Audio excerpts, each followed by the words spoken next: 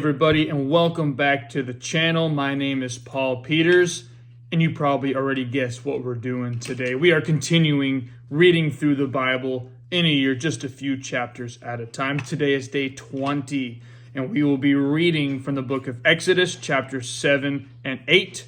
I will be reading this from the New Living Translation. Before I get going, make sure you subscribe. Click the little bell icon to turn on those notifications so you can stay up to date with the day's scriptures and what day we are on. All right, here we go. Exodus chapter 7. Then the Lord said to Moses, "Pay close attention to this. I will make you seem like God to Pharaoh, and your brother Aaron will be your prophet. Tell Aaron everything I command you, and Aaron must command Pharaoh to let the people of Israel leave his country. But I will make Pharaoh's heart stubborn so I can multiply my miraculous signs and wonders in the land of Egypt. Even then Pharaoh will refuse to listen to you. So I will bring down my fist on Egypt. Then I will rescue my forces, my people, the Israelites, from the land of Egypt with great acts of judgment. When I raise my powerful hand and bring out the Israelites, the Egyptians will know that I am the Lord." So Moses and Aaron did just as the Lord had commanded them. Moses was 80 years old, and Aaron was 83 when they made their demands to Pharaoh. Then the Lord said to Moses and Aaron, "Pharaoh will demand, 'Show me a miracle.' When he does this, say to Aaron, 'Take your staff and throw it down in front of Pharaoh, and it will become a serpent.'" So Moses and Aaron went to Pharaoh and did what the Lord had commanded them. Aaron threw down his staff before Pharaoh and his officials, and it became a serpent. Then Pharaoh called in his own wise men and sorcerers, and these Egyptian magicians did the same thing with their magic. They threw down their staffs, which also became serpents. But then Aaron's staff swallowed up their staffs. Pharaoh's heart, however, remained hard.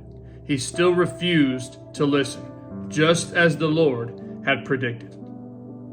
Then the Lord said to Moses, "Pharaoh's heart is stubborn, and he still refuses to let the people go. So go to Pharaoh in the morning as he goes down to the river. Stand on the bank of the Nile and meet him there. Be sure to take along the staff that turned into a snake.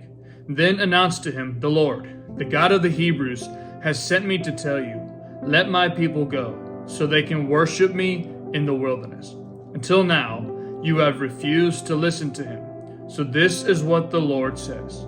I will show you that I am the Lord. Look, I will strike the water of the Nile with the staff in my hand, and the river will turn to blood. The fish in it will die, and the river will stink. The Egyptians will not be able to drink any water from the Nile.' Then the Lord said to Moses, 'Tell Aaron, take your staff and raise your hand over the waters of Egypt, all its rivers, canals, ponds, and all the reservoirs. Turn all the water to blood. Everywhere in Egypt the water will turn to blood, even the water stored in wooden bowls and stone pots.' So Moses and Aaron did just as the Lord commanded them. As Pharaoh and all of his officials watched, Aaron raised his staff and struck the water of the Nile. Suddenly the whole river turned to blood. The fish in the river died, and the water became so foul that the Egyptians couldn't drink it. There was blood everywhere throughout the land of Egypt. But again, the magicians of Egypt used their magic, and they, too, turned water into blood. So Pharaoh's heart remained hard. He refused to listen to Moses and Aaron, just as the Lord had predicted.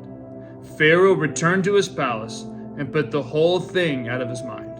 Then all the Egyptians dug along the riverbank to find drinking water, for they couldn't drink the water from the Nile. 7 days passed from the time the Lord struck the Nile.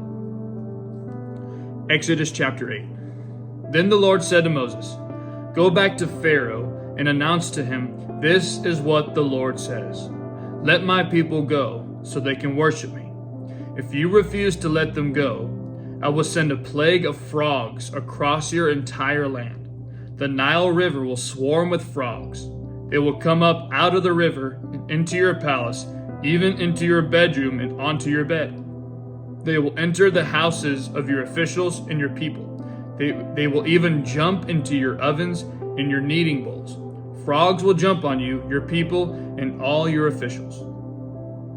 Then the Lord said to Moses, "Tell Aaron, raise the staff in your hand over all the rivers, canals, and ponds of Egypt, and bring up frogs over all the land." So Aaron raised his hand over the waters of Egypt, and frogs came up and covered the whole land. But the magicians were able to do the same thing with their magic. They too caused frogs to come up on the land of Egypt. Then Pharaoh summoned Moses and Aaron and begged, "Plead with the Lord to take the frogs away from me and my people. I will let your people go, so they can offer sacrifices to the Lord." "You set the time," Moses replied. "Tell me when you want me to pray for you, your officials, and your people. Then you and your houses will be rid of the frogs. They will remain only in the Nile River." "Do it tomorrow," Pharaoh said. "All right," Moses replied. "It will be as you have said. Then you will know that there is no one like the Lord our God. The frogs will leave you and your houses, your officials, and your people. They will remain only in the Nile River." So Moses and Aaron left Pharaoh's palace, and Moses cried out to the Lord about the frogs he had inflicted on Pharaoh. And the Lord did just what Moses had predicted.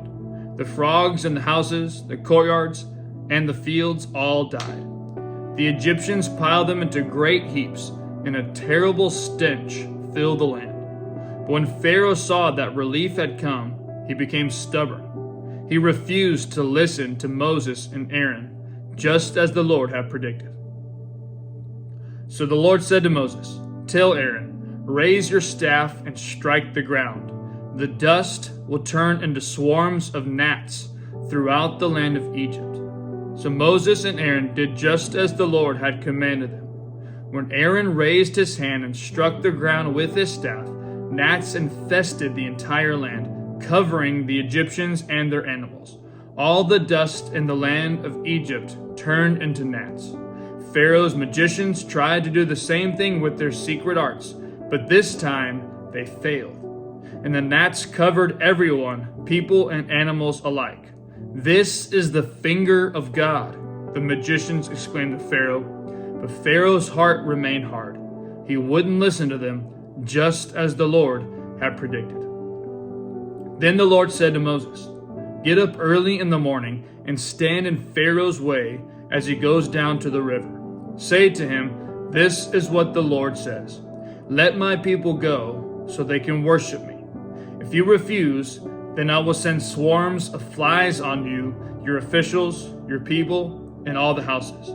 The Egyptian homes will be filled with flies, and the ground will be covered with them. But this time I will spare the region of Goshen, where my people live. No flies will be found there. Then you will know that I am the Lord, and that I am present even in the heart of your land. I will make a clear distinction between my people and your people. This miraculous sign will happen tomorrow." And the Lord did just as he had said. A thick swarm of flies filled Pharaoh's palace and the houses of his officials.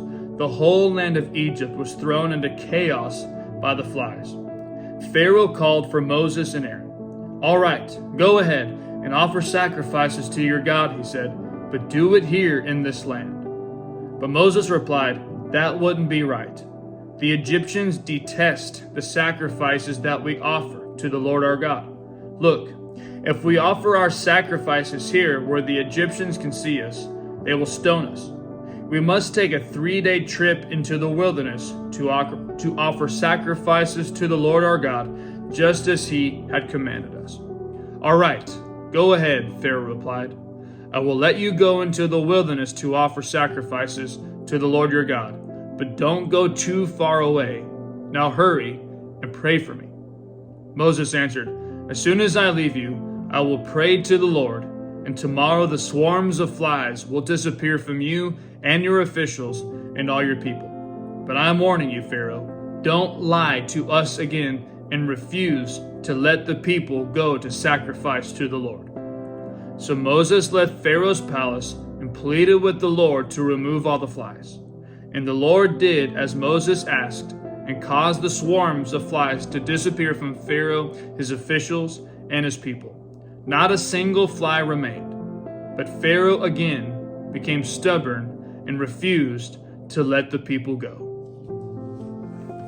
That concludes today's reading of the scriptures. Thank you again for tuning in.